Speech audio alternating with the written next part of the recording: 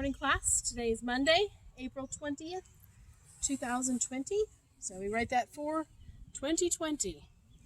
I hope you're having a good morning this morning. As we get started, let's go ahead and go through our daily language review. Week 29, day 1. I hope you've already done it. It takes 9 years for workers to build the Statue of Liberty. There are a lot of mistakes in here. Taked should be took. T-O-O-K. 9 years for workers should be W sign O-R-K-E-R-S.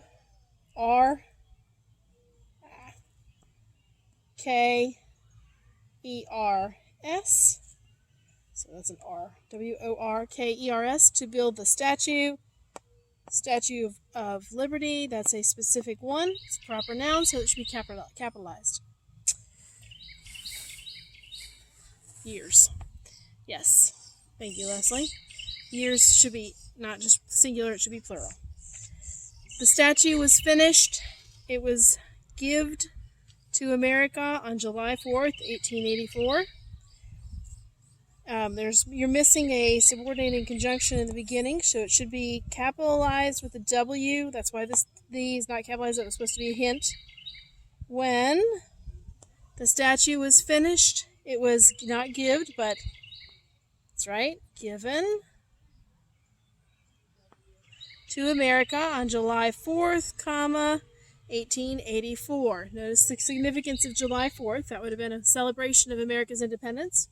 It was given to the people by the French. It was given to the Americans by the French, and as a celebration of their unity during that time, during the 1776, and during the time that the Revolutionary War. It was the Statue of Liberty sat for many years until they finally figured out a way to a place to put it, because it was so big. Where do you just put a huge statue like that? And they put it on an island. It has its own island that it sets on in New York Harbor. This is also significant because July 4th, 1884, there was something going on in the United States, and that was another war. And that's the war we will start studying this week, the Civil War. That was in the midst of a civil war. That's why they didn't do something with it. Right. Well, sorry, you're right. Yeah, 1860s. Yes, it was at the end of the Civil War. There were still a lot of problems going on. The 1860s was the Civil War. 1884 was about 18 years later. And so there was still a lot of trouble going on in our country as they were trying to rebuild the country. But that's one of the reasons it took so long to get the money to have a place to put the Statue of Liberty. It's because the United States was doing so many different things, trying to rebuild the country. All right. In spelling today, we have the words that make an sound. There's a lot of different ways to spell The sound can be spelled E-A-R, and E-A-R as in the word clear, E-E-R as in the word deer, E-R-E as in the word sphere, and I-E-R as in the word fierce. So this is a hard lesson. You'll have to study your words extra hard this week. We will have the spelling test on Thursday. I will give it, provide the audio for you on Thursday. You can take it on Thursday or Friday, however your family decides that it's best for you. So we'll have a practice test on Wednesday as well. There's a lot of different ways to spell the ear sound. E-A-R, E-E-R, E-R-E, and I-E-R. So you'll have to divide your words today during your spelling workbook page into those different categories. Check to see there are no words written twice, so that each one of your pattern words goes under one of those word sorts. Our bonus word this week is divisor. Last week it was dividend. This week it is divisor. In the mathematical sentence, 16 divided by 2 equals 8. 2 is the divisor. The dividend is 16. The divisor is 2. and the quotient is 8. All right. Let's move on. For reading to English today, we're studying adverbs that tell where. Adverbs answer 3 questions: how, when, and where. So we're studying adverbs that tell where. Some adverbs tell where an action takes place. Search everywhere on the internet. That's the blue box that you will copy. And then you can do this page. You only have to do page 85. We'll do 1 page a day, Monday, Wednesday, Tuesday, and Thursday. So you'll just do the front today. Tomorrow you can do the back. If you want to go ahead, that's fine. But just check with your parents. We're reading the book Captive Treasure for reading. You are on chapters 4 and 5 in your book this week. The chapter is called Bible, so you'll be reading pages 302 all the way to page 308, I believe. 308. So, and then you have 2 workbook pages, 1 workbook page front and back to do.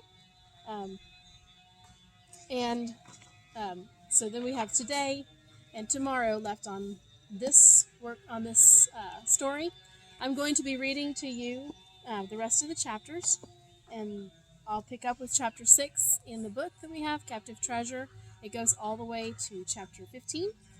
So I'll be reading that to you, and you can listen to the audio of the rest of the story. You can do that during lunch. It's optional. There's no testing on it.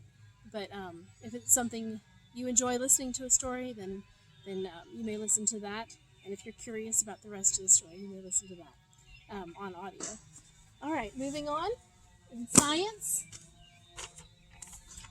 we have, I want you to study your key ideas.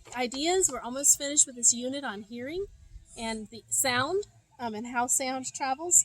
The key ideas are on the back of, it's on page 100 of your workbook page. There's not an activity to do, but if you'll just review your words, vocabulary words, and study these key ideas, then tomorrow I will make sure I'll have a copy of the test, and that is open book. So you can look in your notes, you can look in your book, and take that test, and then send it back to me. Next we have history.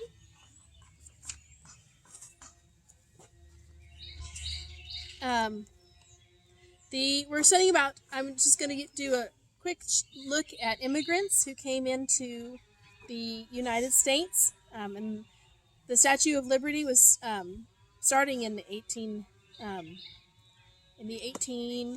early 1890s. That was when the Statue of Liberty was there to greet people. But this is immigrants who came before that Statue of Liberty was there in New York Harbor.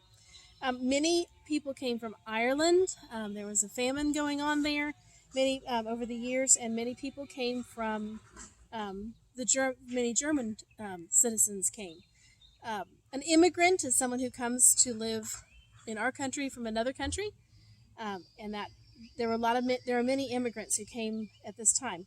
One of the things that we do, and we don't even realize it, and in the United States, we have a lot of different traditions that come from different countries.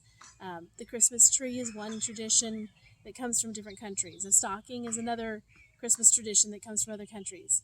There are other traditions that come from different countries as well. St. Patrick's Day came with the Irish.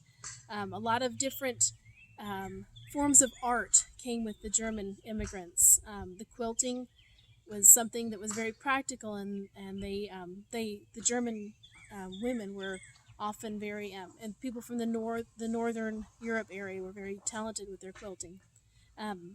So think of something, talk to your family, think of something that you do that may have come over with some family members. For example, in my family, we eat waffles, usually once a week. And the waffles are definitely a German-Austrian tradition that my German-Austrian family brought over with them. And now we have a very modern electric waffle maker that makes it much easier to make waffles, and so we do waffles quite regularly. But that's something that my family's done for many generations, and that came over with our German, my father's side of the family. So talk about with your parents and see if there's anything that you do. If you know something that you do that you do because your people in your family brought that over with them from another country, then send a text to me and so you can know. Mary, I'm sure you have some traditions in your family that came from Ukraine, and Hannah, see if your family's been here for a long time. See if there's something that you do because they've been living in Ray County for a long time. And others of you, lots of different traditions. See, talk to your parents, and I'm anxious to hear what you guys have to say. You all have a good day, and I will talk to you later. Bye.